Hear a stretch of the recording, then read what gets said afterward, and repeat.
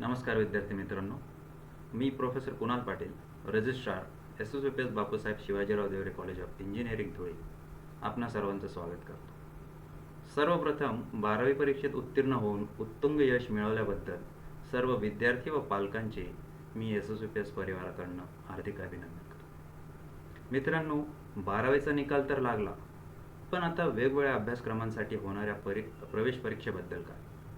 विद्यार्थ्यांसोबत सर्व पालकही सध्या संभ्रमात आहेत की परीक्षा होणार की नाही, आणि झालीच तर कशी. कोविड-19 या आजारामुळे सध्या सगळं जगच ठप्प झालेलं असताना शासनापुढे हा पेच आहेच की प्रवेश परीक्षा कशी घ्यावी. त्यामुळेच शासनाकडून व प्रवेश प्रक्रिया राबवणाऱ्या DTE म्हणजे डायरेक्टर ऑफ टेक्निकल एज्युकेशन यांच्याकडून सध्या कुठल्याही गाईडलाईन्स आलेल्या नाहीत. अशा परिस्थितीत सर्व विद्यार्थी व पालकांना आव्हान आहे की जोपर्यंत DTE कडून कुठल्याही गाईडलाईन्स मिळत नाहीत तोपर्यंत कृपया आपले ओरिजिनल डॉक्युमेंट्स कुठल्याही महाविद्यालयास अथवा व्यक्तीस देऊ नका. त्यात आपली फसगत होऊन शैक्षणिक नुकसान होण्याची शक्यता आहे. प्रवेश प्रक्रियेबद्दल अधिकृत माहिती आपणास वेळोवेळी SSVPS अभियांत्रिकी महाविद्यालयाकडून व्हॉट्सअप, फेसबुक, टेलिग्राम और यूट्यूबच्या माध्यमातून मिळतच राहील, किंवा आपण महाविद्यालयात प्रत्यक्ष भेट देऊन त्याची माहिती मिळवू शकतात. मित्रांनो, आज मी आपल्यासाठी जो व्हिडिओ घेऊन आलेलो आहे त्यात आपण अभियांत्रिकी प्रवेशासाठी लागणाऱ्या कागदपत्रांची माहिती घेणार आहोत. आपल्याला विनंती आहे की हा व्हिडिओ शेवटपर्यंत पहा आणि व्हिडिओ आवडल्यास लाईक आणि शेअर जरूर. आणि हो, चॅनल सबस्क्राईब करायला विसरू नका. So let start.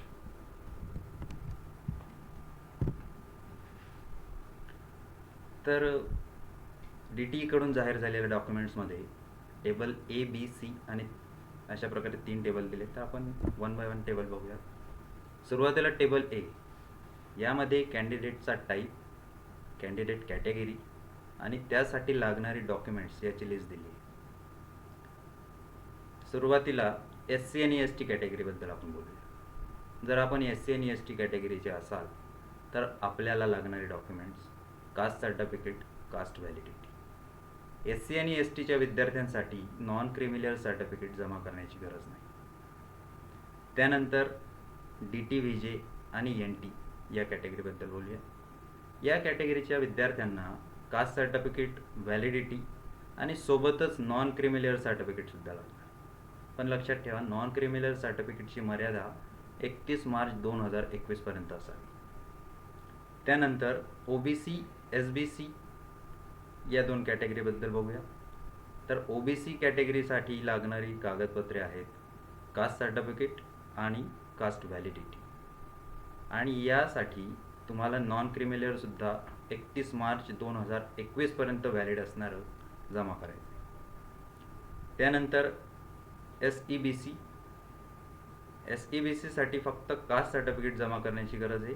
अशा विद्यार्थ्यांना व्हॅलिडिटी देण्याची गरज नाही, पण नॉन क्रिमिनल सर्टिफिकेट 31 मार्च 2021 पर्यंत व्हॅलिड असलेलं जमा करावं लागेल. आणि सर्वात शेवटी EWS कॅटेगरीच्या विद्यार्थ्यांसाठी कास्ट सर्टिफिकेट आणि कास्ट व्हॅलिडिटी जमा करण्याची गरज नाही. EWSच्या विद्यार्थ्यांसाठी EWS सर्टिफिकेट हे कॉम्पिटेंट ऑथॉरिटीकडनं इश्यू करणं गरजेचं आहे. तर आता बघूया टेबल B. वरील सर्व कॅटेगरी व्यतिरिक्त खालील काही कॅटेगरी त्यासाठी लागणारे डॉक्युमेंट्स आता आपण बघूया. यात सर्वप्रथम आहे PWD. PWD म्हणजेच पर्सन विथ डिसॅबिलिटी. यासाठी लागणारे डॉक्युमेंट आहेत PWD certificate from competent authority किंवा candidate belongs to category then other certificate as given in table above.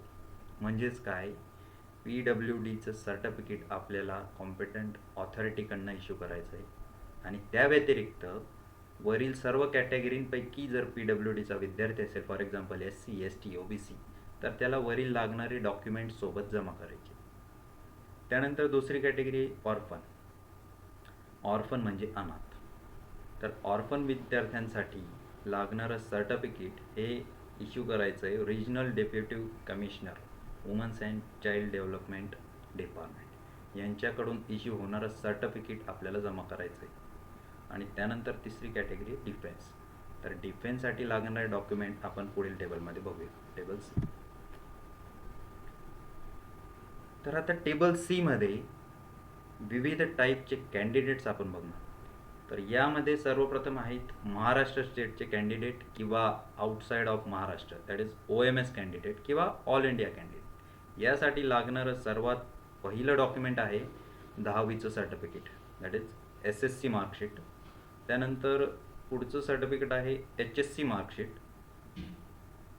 CBSE ICSE पॅटर्नच्या विद्यार्थ्यांना मिळणारं सर्टिफिकेट जर ग्रेड फॉर्ममध्ये असेल तर त्यांना आपापल्या महाविद्यालयाच्या प्रिन्सिपलकडून ते मार्कांमध्ये कन्वर्ट करून ते सर्टिफिकेट सही शिक्क्यासहित तुम्हाला अपलोड करायचं आहे CETच्या साईटला. त्यानंतर तिसरं डॉक्युमेंट आहे, जर यावर्षी CET झालीच तर CETचं ॲप्लिकेशन फॉर्म, जो ॲप्लिकेशन फॉर्म तुम्ही एक्झामच्या सुरुवातीला भरला होता, तर त्याची एक PDF तुमच्याजवळ असेल तर ती प्रिंट तुम्हाला अपलोड करायची. त्यानंतर पुढचं डॉक्युमेंट आहे hall ticket of CET exam. त्यानंतर MHCET 2020चं स्कोरशीट, डोमिसाईल सर्टिफिकेट, हे इत्यादी सर्व डॉक्युमेंट कंपल्सरी. तर डोमिसाईल सर्टिफिकेटला ऑप्शन बर्थ सर्टिफिकेट किंवा स्कूल लिव्हिंग सर्टिफिकेट. पण बर्थ सर्टिफिकेट और स्कूल लिव्हिंग सर्टिफिकेटवर तुमची प्लेस ऑफ बर्थ मेन्शन असणं गरजेचं आहे. त्यानंतर या कॅटेगरीमध्ये काही टाईप आहेत, टाईप A, टाईप B और टाईप C. तर हे टाईप A म्हणजे काय ते आपण सर्वप्रथम बघूया. तर टाईप A म्हणजे कुठले विद्यार्थी येतात, तर candidate who is either domicile of Maharashtra और इज बॉर्न इन महाराष्ट्र. म्हणजेच काय, कॅन्डिडेटने जर 10वी 12वी महाराष्ट्रात केली आहे आणि सोबतच तो महाराष्ट्रात जन्मलेला असावा, असा कॅन्डिडेट येतो टाईप A मध्ये. त्यानंतर type B, a candidate who does not fall in type A above. म्हणजे जर कॅन्डिडेट टाईप A मध्ये बसत नसेल, म्हणजेच काय, जर त्याने 10वी किंवा 12वी बाहेरून केली आहे, महाराष्ट्राच्या बाहेरून केली आहे, और त्याचा महाराष्ट्राच्या बाहेर जन्म झालेला आहे, असे candidate. A candidate who does not fall in type A and above but हू और हुज फादर और mother is domicile in state of Maharashtra. म्हणजे जर कॅन्डिडेटने 10वी 12वी बाहेरून केली असेल आणि तो महाराष्ट्राचा रहिवासी नसेल, इन दॅट केस त्याचे आई किंवा वडील हे महाराष्ट्राचे रहिवासी असावेत. त्यानंतर हे टाईप C. टाईप C मध्ये कुठले कॅन्डिडेट येतात, तर जे विद्यार्थी टाईप A आणि B मध्ये बसत नाही.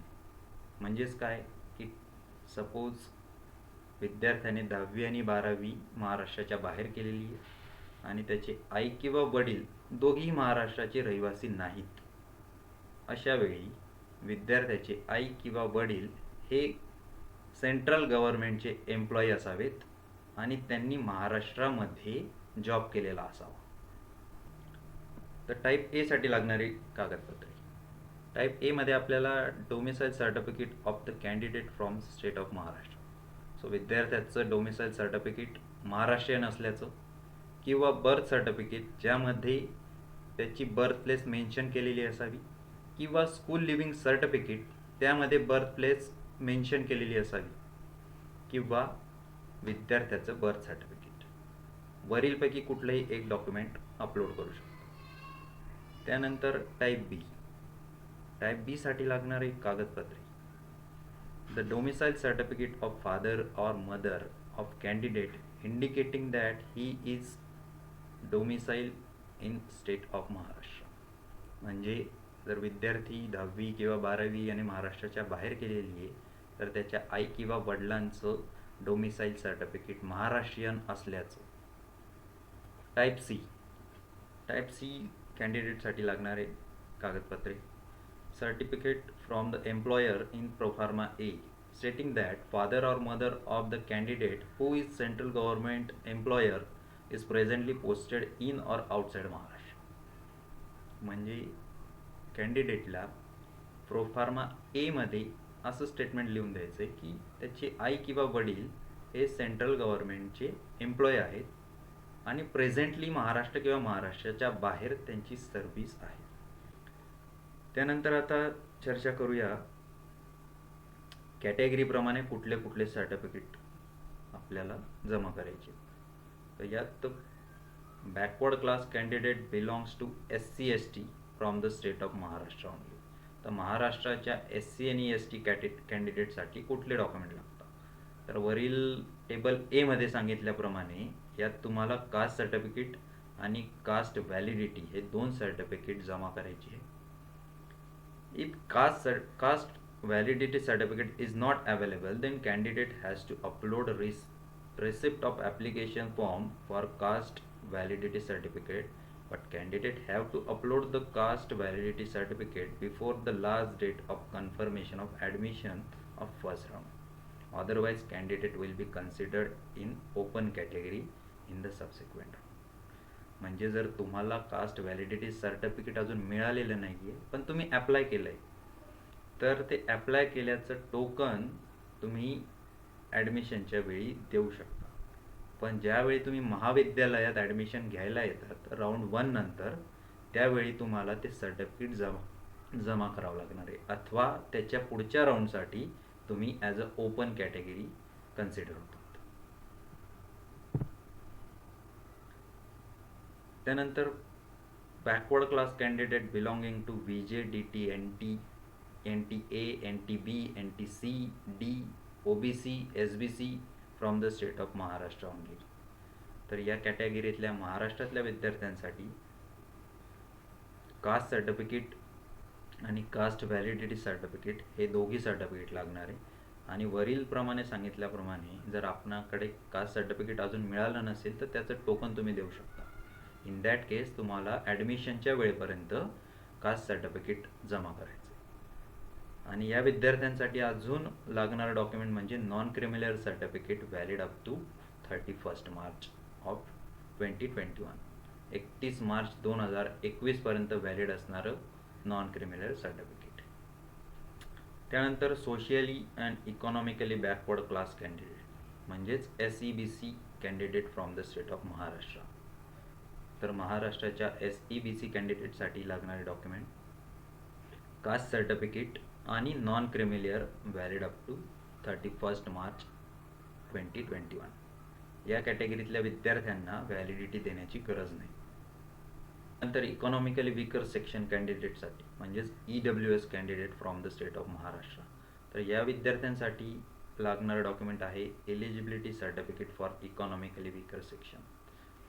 त्यानंतर आहे एक्स सर्व्हिसमॅन डिफेन्स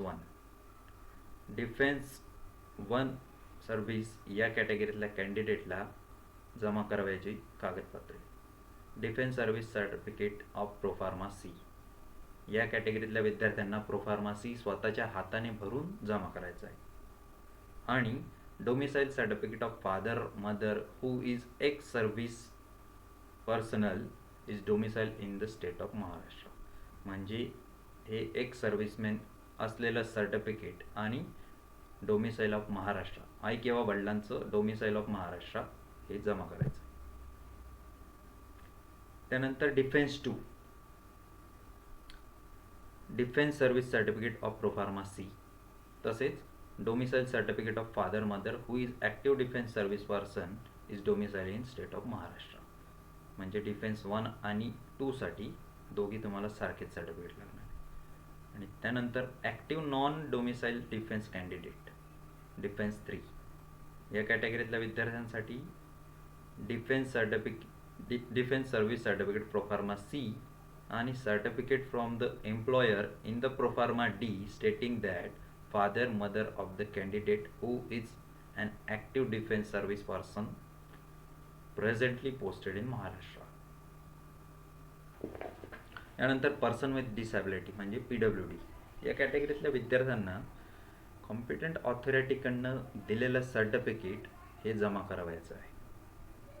सोबतच domicile certificate of the candidate from the state of Maharashtra म्हणजे कॅन्डिडेट महाराष्ट्रीयन असला पाहिजे, किंवा birth certificate mentioning the place of birth which is in Maharashtra. Birth सर्टिफिकेटवर त्याची प्लेस ऑफ बर्थ महाराष्ट्र असली पाहिजे, किंवा स्कूल लिव्हिंग सर्टिफिकेट ज्यावर बर्थ ऑफ प्लेस मेन्शन केलेली असेल. त्यानंतर मायनॉरिटी कॅन्डिडेटसाठी लागणारे सर्टिफिकेट डोमिसाईल सर्टिफिकेट महाराष्ट्रीयन असल्याचा दाखला आणि declaration of candidate for the respective linguistic or religious minority community in proforma O.